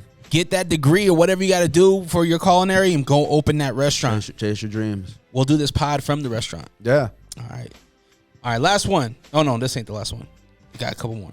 Most likely to have dinner with Joe Rogan. Man, that's rough. Probably like Bunderson, maybe. Probably think like Cody. Okay. Probably like Cody, because I feel like they would at some point like talk, converse about Fierce or something. I feel like Joe's a pretty more accessible guy than like Dana, right? I don't know. Dana's probably hard to get a hold of. Probably, I don't know. I feel like you catch Joe at like his comedy show or something like that. That's true. You have a better chance than Yeah. Than like. Plus, I feel like Joe is just kind of like, as long as he's vibing, he's just a guy. Like, yeah, he's a dude, and like he gets like he's in a position, right? But that's how I feel. Like he's just a dude. Like and if he vibes with you, he vibes with you. If not, then like it's any other person, right? Like it's not. I love where that question goes, because it opens up to so many other things. Like, yeah, you can meet him, but would he want to see you? Right. He might just be like, oh, asshole. No. Or like, why waste my time? Because he's blind, you know what I mean? So like, why waste my time on you? Or like, why, but from what I see, he seems like a cool dude. Yeah. It seems, All right, best dancer. Who got the moves? Trying to think. Probably be honest, probably my niece, man. My niece, she's I think she just got into college, but she just posted a video because she does like she's been doing like cheerleading, and my sister, she did cheerleading and dancing growing up, so she like passed that on, so she can dance and she can move. They posted a video where they be battling, and I'm like, oh, okay, she tight. Like she has some skills. So dope. All right, yeah, Jamara. Okay, last one. Most likely to borrow something but never return it. Man. I feel like I should do a celebrity since I haven't. I feel like maybe like Ryan Reynolds is what popped into my head. Okay. I feel like you would let him borrow something, like he'd come over and ask for like a baking sheet, and you'd be like, "Yeah, dude, here you go, and he'd take it, and then you'd be like, where'd that baking sheet go? Yeah. 3 months later when you're trying to use it, and you'd be like, oh, is that Ryan's house? Damn it, Ryan. Damn, dude, like hand it back, bro. But, yeah. But I feel like Ryan would be the type of friend that might bring you like the Deadpool mask and be like, hey man, this was offset, man. I know you're like a fan. You probably like this. I would hope so. But from the story that I heard about that Deadpool thing was that he had the suit for a long time, that he wanted to keep it, and then he stole it from the set. Like I think he had it on and just left, and they were like, hey, you need that suit, we need it. And he was just like, do you know how long, like, I'm Deadpool, do you know how long it took me to like get into this position? He was like, I'm keeping it. So I think he has it at his house, So I mean, I wouldn't say no if the mask was dropped. I'd be like, all right, and then I think he just proved your point that he stole the he stole it, so he ain't giving it back. He ain't giving it back. He ain't giving it back. So I feel like he might be one. I'm like, listen, if I give this to you, Ryan, hand it back to me when you are done. Very clear. Yeah, clear. Just I'm letting you borrow it. If you need to keep it, let me know now. Yeah. Because like I need my cookie I sheet need back. my cooking sheet back. I use it for multiple things. Dope. All right, man. Let's jump into the festival. Are you sick of podcasts that just interview people with the same questions and gossiping nonsense? Are you tired of hearing about what's wrong with the world? Can you locate your nearest orphanage? Who cooked the Last Supper? R.I.P. Mr. Potato Head. Seppuku Harakiri. Where is Mavis Beacon? This is Host. And this is Host Beefy. Listen to the Beans and Rice podcast. Exclusively in Braille and all streaming platforms. Patent pending. Okay. So what we're going to do is we're going to create a music festival. Okay. It's a one-day festival.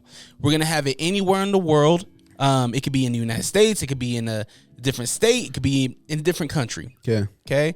Where are we going to have this thing? Let's say Paris at the Eiffel Tower. Ooh, dang, okay. Yeah, Eiffel Tower. Okay, so what are we gonna call this thing? If you say niggas in Paris. What's it? Homies in Paris? Close people in Paris? No, for some reason I'm thinking like Peri Poo Poo. Peri Poo Poo. Yeah. What dish is that? That's a dish, isn't it? Something. I don't even know, but that's what pops into my mind. Okay, Peri Poo Poo. Yeah.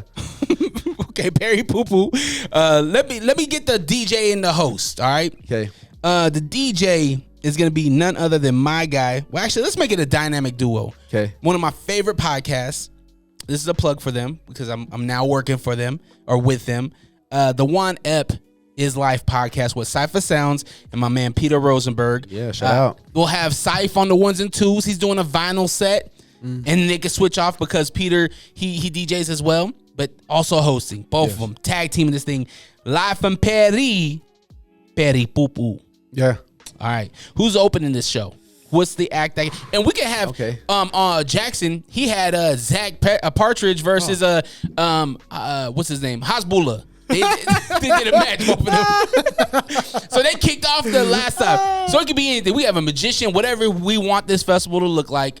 Peri Poo Poo. Oh man, who's opening the night? A magician would be. Oh man, I know who it is. It's Steve Irwin's kids, Robert Irwin and like Bendy, and they're gonna bring animals. Okay, showing different animals. Yeah, just different animals. Animals from Paris or just animals all over the world? From whatever they got. I mean, from all over the world. Like, you go to Paris, you can see Paris animals, but you know what I mean. I think for Peri Poo Poo, they're bringing out like stuff like you think is extinct, but it's not.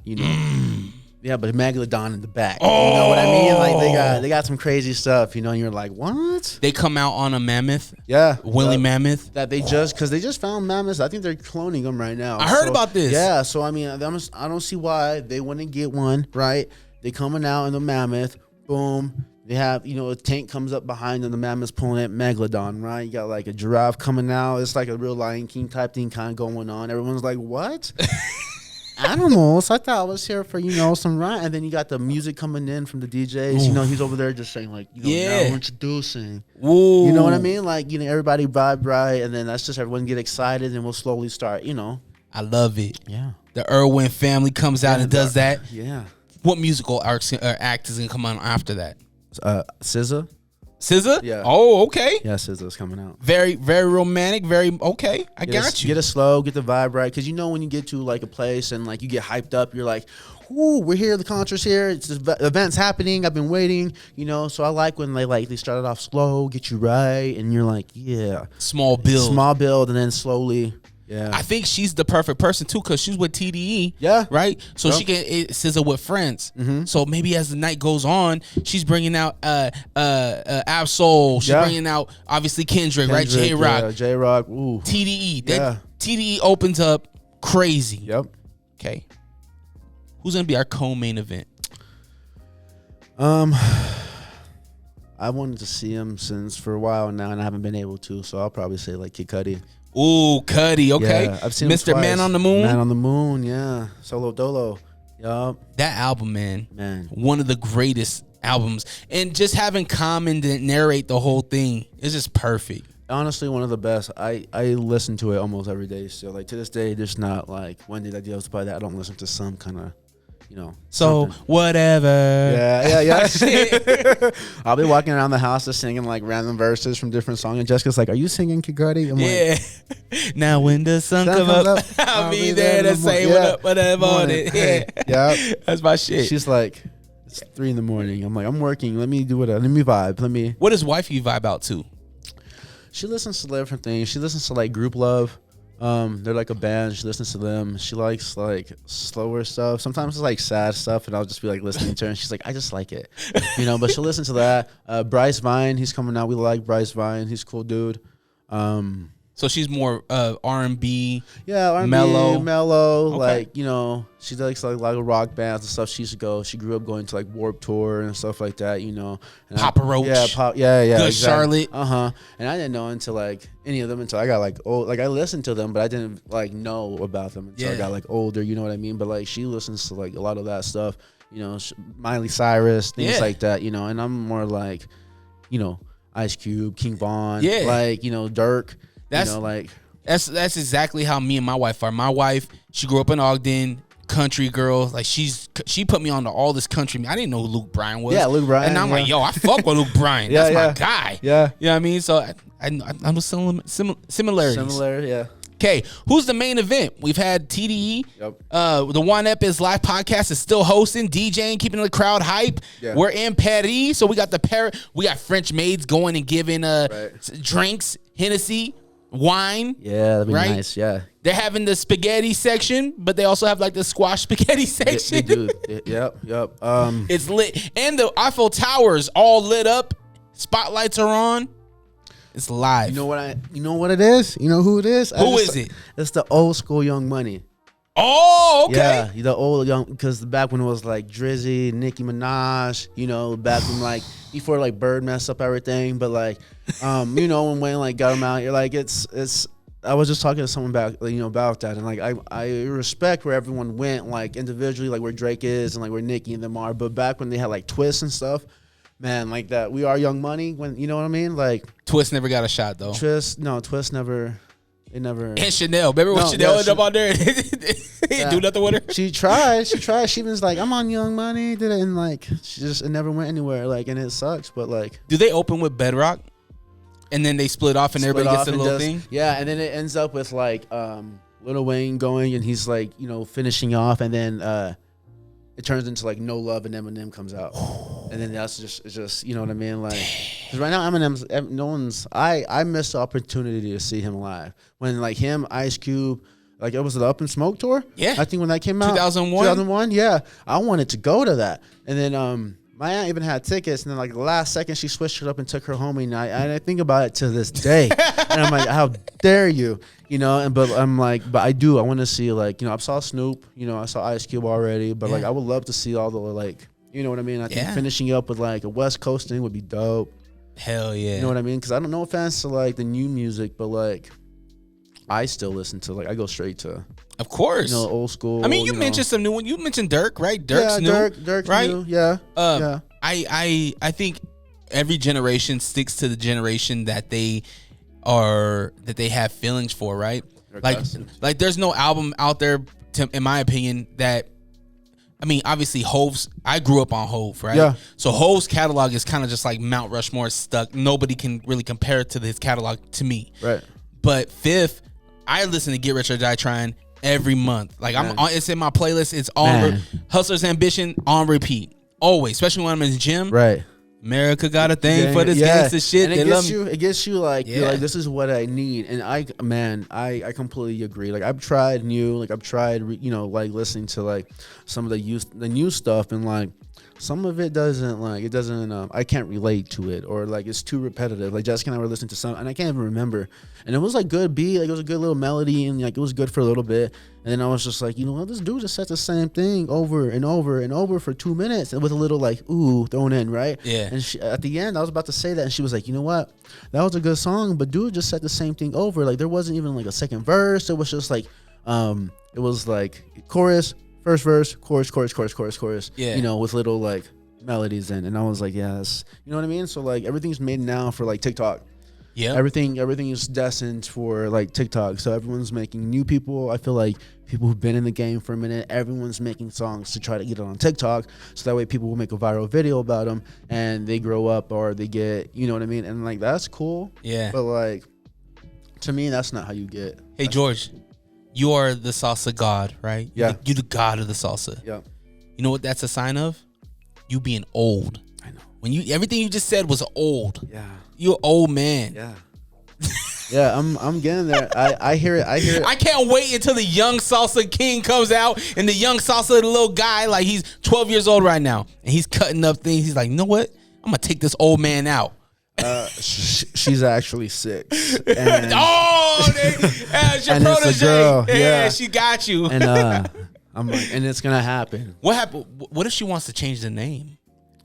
Will you let her change the name? I created this for her, right? So if for some reason I get to a position and she wants to take it and she wants to change the name, she can. I honestly don't think like she would, because at that point, like, we've already been around for so many years. Yeah. And everyone knows us as Sauced Up Salsa. So it doesn't make sense to, like, even now, like, it wouldn't make sense to, like, change it. But she wanted to. I'd be like, as long as you see, like, a reason for it that I don't, then, handle it. Yeah. Be fierce. Do your thing. But Dad's gonna be involved anyway. Yeah, Dad's there for like backup. You need help, questions. Like, I'll always be there. But are we gonna have I didn't even mention this. At Perry Poopy or Poo Poo, are we gonna have a salsa booth, or are the French maids gonna be handing out samples or whatnot? Good question. So all the artists get salsa and chips obviously in the back, and then if they're out of state, they all get the freeze dry to take home with them, so they have some, right? VIP, obviously, they get the seats, they get the French maids, they get a care, they bring it to them. They just, kind of like was it Rodizio, where you're like, I want this. That's how it is going to be, and then they bring it. And then we'll have a booth for the back where, like, how they charge like $87 for beer, right? Yeah. Yeah, we'll have it probably over there with the concessions. There you go. So that way people can, like, but we'll probably have like a little party pack where you can get like this with nachos and then like our chips or something. You know what I mean? I dig it. Go get your tickets now. PerryPooPoo.com. That's right. Taking over Eiffel Tower. Taking over for the 99 and 2000. George, man, let's wrap this thing up, man. Sauced Up Salsa. Where can we get the chips? Where can we get the salsa? Do we have anything new? This is coming out Super Bowl week, so are there any specials that we can? Yeah, good question. So the salsa, you can get it at saucedupsalsa.com. We are in a few locations as well. Sacco's out in Roy. We just got into there. There's a few that we're talking about more up north, but we're also in Hilton Garden Inn in Ogden. I know it's a hotel, but they do have a store inside. Oh, you can get chips, salsa 24/7. Is that the one right next to the theater? Right in next, that plaza? yeah, okay, right on the corner. Right on the corner. Okay. Yeah, you can just go in, pick it up, dip out, and 24/7. So like, you munch your snack, it's late, you want to just go grab some, you can. Not a bad spot at all. We just got into a place in St. George called the Mofo Grow, and it's like a co-op of local Utah stores. And so it's like an inside farmer's market, if you will, but tons of dope stuff. So that's up north, or up south, up in St. George. We're at the Hyatt. We're at Solitude. So if you're like snowboarding, skiing, you can go get sauced up there. We just restocked everywhere. But yeah, so for the Super Bowl, we're doing our party pack. The Fiesta pack. So that's the 4 sauces. You get a mild, a hot, our famous fiery green, that's #1 in Utah, and then you get a sweet heat pineapple. That's That's up there too. And our chips. And then it's cheaper. You save like $30, $40 on your whole order, and you get to try a little bit more than, you get a variety. We're delivering. We're bringing it to you. So you can order that at saucedupsalsa.com too. And then I think on the 10th, we're doing like $10 salsa day. So you can get all salsa, whatever you want for $10. Chips remain the same because they're less, And then for the 11th to the 14th, we're doing like a BOGO deal. So you can buy one, get one free if you just want to try a couple sauces for Valentine's. Boom. One for you, one for your lover. One for you, one for your lover. Or if you want to be selfish, you can get two for you. And you just put it in the corner, not tell nobody. Because, it's once you try it, like you're hooked, Hell yeah. So, yeah, but saucedupsalsa.com, you can get it. And we deliver, we ship, you come pick it up, whatever you want. And we make everything fresh for you. So you order it, then we make it for you. Love it. Now, and it's good on everything. I put it on my eggs. I put green on my eggs. I do my chips with the no, it's mild I use. Yeah, the mild. Mild is what I usually do. And then when you first came out with the pineapple, yes, that pineapple. Yeah, I think that's my favorite. Like, you had the pineapple all the time. Yeah, I would have like extra. I was like, I'm gonna give him an extra. I get it. I get it. That's the fire. Man, it's awesome, man. Make sure you support, especially if you're in Utah. I know we got a lot of listeners out of state. If you want to go on to sauceupsalsa.com, you can get the freeze dry as well. We ship everything except the fresh. If you're in state, we deliver everywhere from like Logan to St. George. We deliver everywhere, so like you don't have to feel weird about ordering or shipping. Or if you have questions, reach out. But yeah, it's Black History Month, so support Black this month. I mean every month, right? Yeah. But are you on the BLAP app?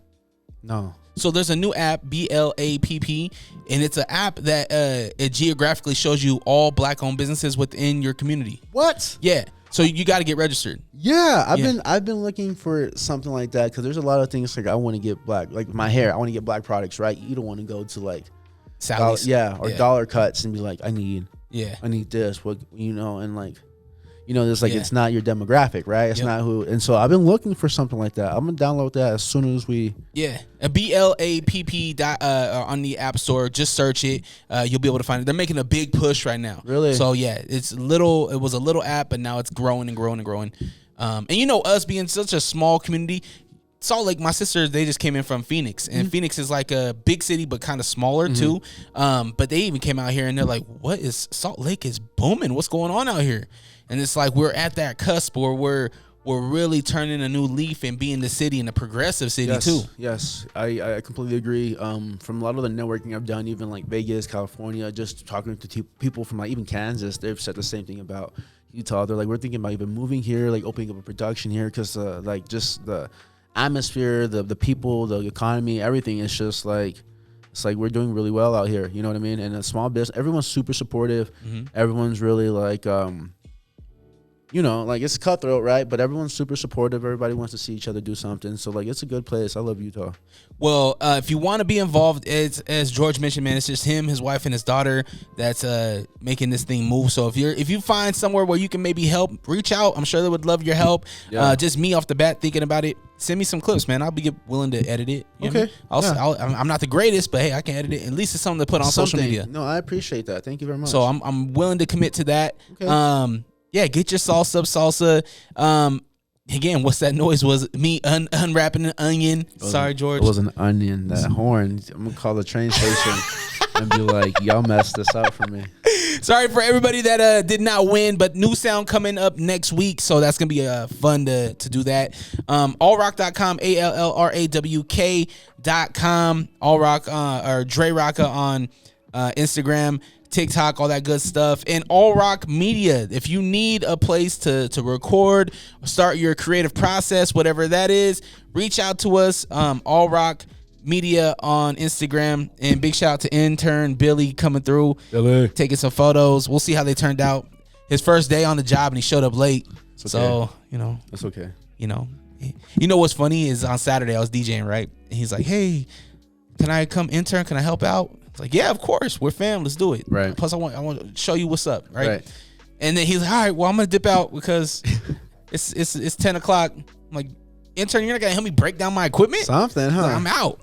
Oh man. So strike 2, you know what I mean? Shows up late and leaves early. So you got to pick your battles. You could have been like, well, if I'm gonna be late tomorrow, I got to help at least break down. Yeah, You know what I exactly. mean? Or I got to break. So next time he has to break down, you break down. You got to learn to break down. All right, make sure you follow the podcast.